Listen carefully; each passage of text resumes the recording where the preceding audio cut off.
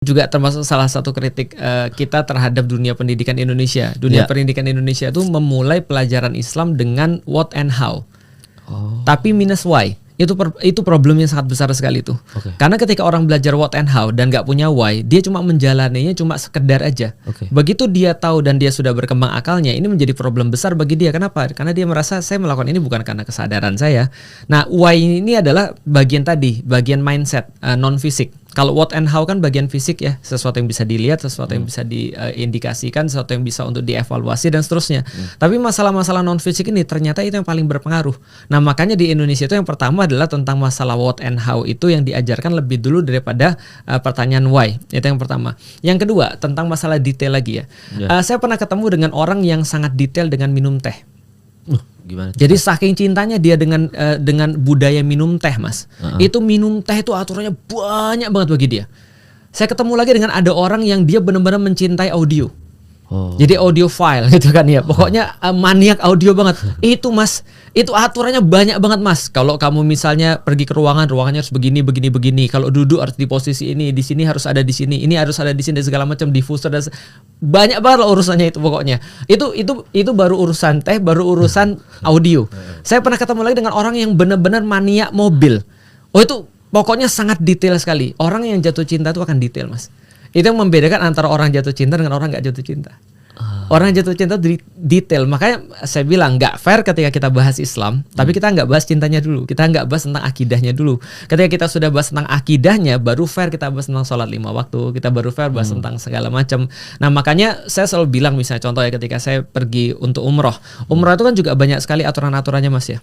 Lalu saya bilang pada seluruh orang-orang yang pergi umroh, saya bilang gini, kebanyakan orang-orang pergi umroh itu yang mereka nggak dapat ketika mereka pulang dari umroh itu adalah karena urusan fisik atau non fisik. Saya tanya pada mereka, kebanyakan mereka jawab karena masalah-masalah fisik, tapi sebenarnya tidak.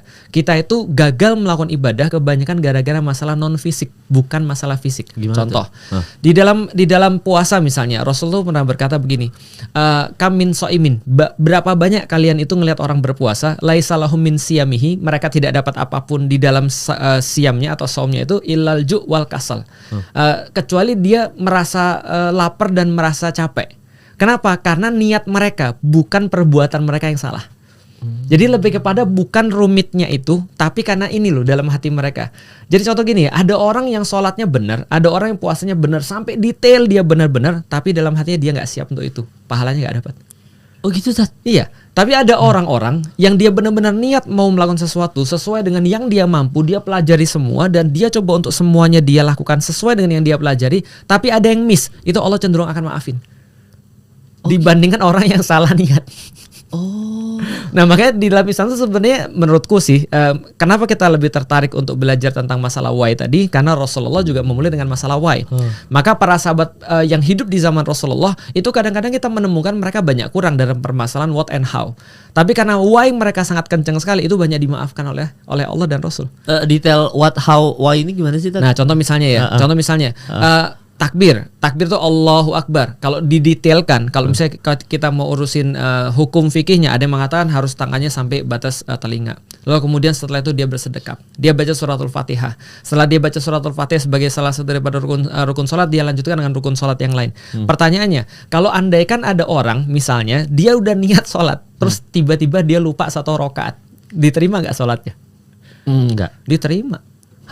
Dia lupa 1 rakaat nih, harusnya sholat zuhur 4 rakaat, dia 3 rakaat salam, itu diterima asal dia melakukan segala sesuatu yang paling maksimal sesuai dengan kemampuan dia. Dia atau misalnya diingetin sama jamaah bilang, Ustadz mohon maaf Ustadz, ini tadi Ustadz jadi imam tapi cuma 3 rakaat. Oh, saya cuma 3 rakaat ya, iya mohon maaf saya salah, yuk kita sujud sahwi bareng-bareng.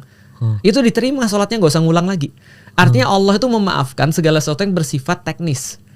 Kenapa? Karena bersifat teknis itu kalau lewat, kita sudah sesuai kemampuan kita, benar-benar sesuai, itu insya Allah akan dimaafkan oleh Allah kalaupun kurang. Tapi kalau untuk urusan niat, walaupun sempurna kemudian pelaksanaannya itu cenderung nggak dimaafin, Mas. Cenderung nggak diterima. Ada orang sedekahnya betul, misalnya sedekahnya di masjid tapi pengen disebut misalnya, nggak diterima oleh Allah. Nah makanya menurutku permasalahan non fisik ini lebih penting daripada permasalahan non fisik. Permasalahan fisik. Kalau di dalam kalau orang di dalam Islam dia sudah benar-benar paham tentang masalah non fisik, masalah hati, masalah niat, masalah cinta pada Allah, insya Allah kedepannya itu akan lebih mudah. Umroh misalnya, kita udah benar-benar niat ini adalah undangannya Allah, ya sudahlah kita udah kayak orang diundang. Namanya orang diundang ya sampai di sana ya apapun dinikmati. Tapi begitu ada orang yang niatnya sudah nggak benar gitu kan ya, walaupun dia ngerti teknisnya, dia paham dan hafal, tapi tetap aja nggak ada nilai dalam perbuatan dia. Karena nilai itu kan tergantung niat. Kalau dia niat tapi lebih sempurna lagi gimana, Tat? Nah itu pahalanya lebih banyak. Nah, itulah makanya kan contoh misalnya di dalam Islam ini Islam konsisten sekali. Contoh misalnya Islam mengatakan, kata Rasulullah dalam Islam tuh pandangan orang tentang baca Quran misalnya sama kayak sholat kan ya. Apakah baca Quran hukumnya bisa, baca Quran tuh hukumnya wajib? Tidak. Yang wajib itu belajarnya. Jadi yang wajib itu belajarnya. Ada orang-orang yang sudah belajar, Mas, entah kenapa sulit banget lidahnya, Mas. Itu ngomong fa jadi pa, itu orang Sunda misalnya. Orang Minang ngomong kok jadi ka misalnya. Dia nggak bisa sempurna dalam mengucapkan Al-Qur'an, apalagi dalam lidahnya orang Indonesia kadang-kadang kebolak-balik, Mas. Itu kan ya. Do jadi za jadi segala macam kebolak-balik. Nah, kalau dia misalnya terbata-bata dalam mengucapkan Quran, itu masih dapat dua pahala. Satu pahala adalah pahala baca Quran, satu lagi pahala terbata-bata. Malah lebih enak kadang-kadang. Contoh ya, ada orang lancar baca Quran, alam nasyrah laka sadrak, udah dapat pahalanya satu huruf 10 pahala. Nah kalau ada orang baca Quran nggak bisa alam gitu. Udah berapa kali diucapkan alam itu. Nah berarti udah berapa kali lipat pahalanya, karena pahala susahnya dapat, pahala baca Qurannya dapat. Jadi Islam konsisten. Jadi kalaupun kita dalam masalah teknis kita merasa masih banyak kurang, bagus.